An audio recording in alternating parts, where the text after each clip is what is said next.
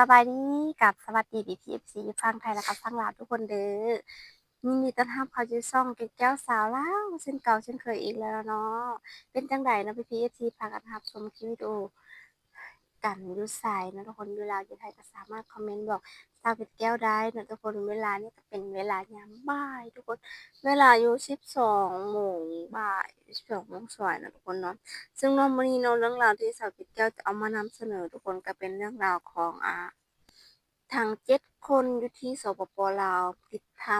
ำเช่นเก่าเช่นเคยเนาะทุกคนซึ่งมื้อนี้ก็คุณปอนก็ได้มาถึงมาฮอดประเทศลาวกันแล้วทุกคนก็ได้ขี่ยนต์ไปเกียมจะไปเบิ่งจุดเกิดเหตุเนาะทุกคนว่าเป็นแนวใดเนาะทุกคนเนาะก็ได้มีการแบบทางที่ฝั่งลาวเราก็มีการเตรียมต้อนรับอิหยังเนาะทุกคนเนาะในการแบบต้อนรับเพิ่นได้มาช่วย ภารกิจในครั้งนี้นั่นเองเนาะทุกคนเนาะซึ่งแบบคนลาวก็ขอบคุณคุณปอนหลายๆเนาะทุกคนขอเป็นอีกเสียงหนึ่งเนาะทุกคนไปทุกคนเดี๋ยวสาวที่แก้วจะพาทุกคนไปรับชมรับฟังคลิปวิดีโอนำกันตื่มเนาะ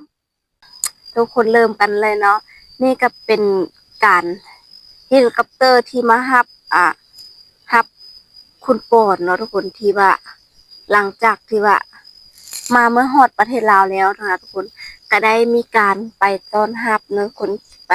ขี่เฮลิคอปเตอร์ไปส่งอยู่ที่บอนอ่าจุดเกิดเหตุเนาะทุกคนเนาะแล้วก็เป็นการพร้อมกับเครื่องที่ทันสมัยนั่นแหละทุกคนที่ฝั่งไทยเพิ่นได้เกี่ยมเอามาในการช่วยเหลือผู้ที่บาดติดอยู่ในถ้ำนั่นเองเนาะทุกคนแล้วก็หลังจากลงเฮลิคอปเตอร์จากทีมงานก็เพื่อความช่วยเหลือครั้งนี้ก็มีการรับความซื่อแจ้งจากหน่วยกู้ภัยสังคมของเมืองไทยนั้นคนที่ได้ตัดสินใจรวบรวมสิ่งทุกอย่างอ่า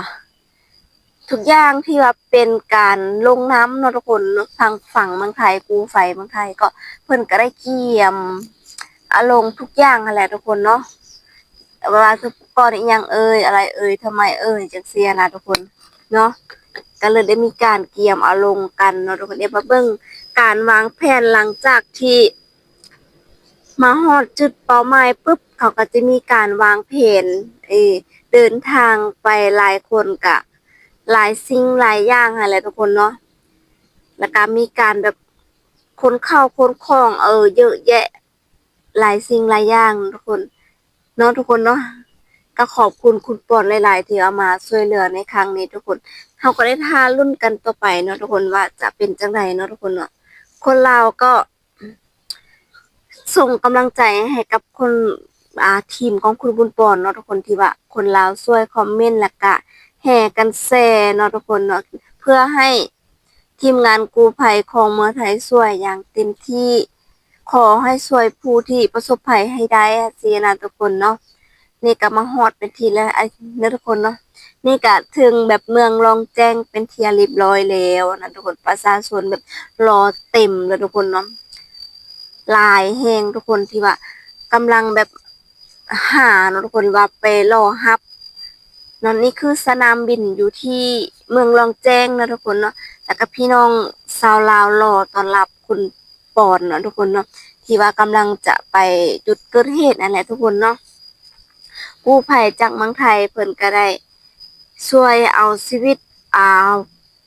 ทั้ง7 คนนี้ขึ้นมาให้ได้เนาะทุกคนเนาะนี่ก็ทีมงานเพิ่นเนาะนี่นี่ก็เป็นอีกตื้มหนึ่งของคุณบุญปอนเนาะทุกคนกำลังใจหลายๆเนาะทุกคนแล้วก็คุณปอนกับทีมงานนี้ก็แบบสุดยอดแฮงทุกคนเพิ่นก็ได้เตรียมเครื่องอิหยังมาหลายสิ่งหลายอย่างนี้พอมาถึงที่แล้วจุดเกิดเหตุแล้วก็มีการกินข้าวเนาะทุกคนเป็นการต้อนรับเนาะทุกคนแล้วก็ไปเต้นบ่อนกินข้าวบ่อนพักผ่อนเนาะทุกคนแล้วก็จะมีการทางเข้าถ้ำนะทุกคนแต่ก็ยังได้แบบต้องได้เดินไปอีกจังซี่นะทุกคนแล้วก็ทุกคนก็แบบน่ารักใจดีแฮงทุกคนต้อนรับคุณปอนเป็นอย่างดีเนาะทุกคนแล้วก็คลิปวิดีโอนี้ทุกคนก็ขอให้ทั้ง7 ชีวิตทุกคนขอให้ปลอดภัยเนาะทุกคนเนาะขอให้พบเห็นไวๆด้วยเนาะทุกคนเนาะ แล้วก็บ่ได้รอช้าทีมงานของคุณปอนเนาะทุกคนก็มีการวางแผนอ่าในการไปจุดเกิดเหตุว่าเป็นยังไงเนาะทุกคนแล้วก็วางแผนกันเนาะทุกคนหลายสิ่งหลายอย่างนั่นแหละทุกคนเนาะผู้ช่วยกันยังไงช่วยกันจั่งใดจังซี้หั้นนะทุกคนเนาะทีมกู้ภัยเพิ่นก็คือแบบมืออาชีพอยู่แล้วจังซี้หั้นนะทุกคนเนาะแล้วก็เว้าแบบเว้าถึงปุ๊บพูดถึงปุ๊บเขาก็แบบอ่า อยู่หน้างานอีหยังสักอย่างทุกคนเพิ่นก็เกียมเป็นอย่างดีเลยนะเป็นการช่วยเหลือจากทีมกู้ภัยหลายๆคนเฮลิคอปเตอร์ที่มารับนี่ก็โอ้โฮทุกคนสุดยอดแรงทุกคนเนาะโอ้โฮทุกคนจั่งใดก็สู้ๆเนาะทุกคนข้าวเกร็ดแก้วก็ขอเป็นอีกหนึ่งกำลังใจให้แบบพบเห็นไวๆเนาะทุกคนเนาะตอนนี้ก็เป็นการเกียมที่จะไปตรวจ จุดเกิดเหตุลงไปเบิ่งเนาะทุกคนว่าเป็นแนวใดสภาพทางในเนาะทุกคนเนาะมีการแบบมีน้ำหลายบ่ช่วงนี้ก็เป็นช่วงที่ว่าฝนตกค่ะไปเกี่ยวก็ขอเป็นกำลังใจให้กับทุกๆคนที่ว่ากำลังไปช่วยชายทาง7สปปลาวทุกคนเนาะที่ว่าไปลงไปช่วยไปเบิ่งช่วยน้ำช่วยในช่วยอันอยู่อันกินอีกเนาะทุกคนแล้วก็มีทีมพยาบาลทีมแพทย์เนาะทุกคนทีมของคุณบุญปอนก็แบบเพิ่นได้เตรียมอิหยังหลายๆสิ่งหลายอย่างหั้นนะทุกคน อย่างเช่นก็เป็นอุปกรณ์ในการลงในการ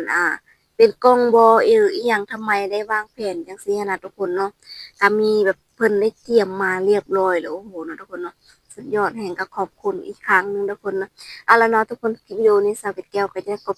จบคลิปวิดีโอเพียงเท่านี้ทุกคนก็เอาไว้อัปเดตกันคลิปหน้าทุกคนว่า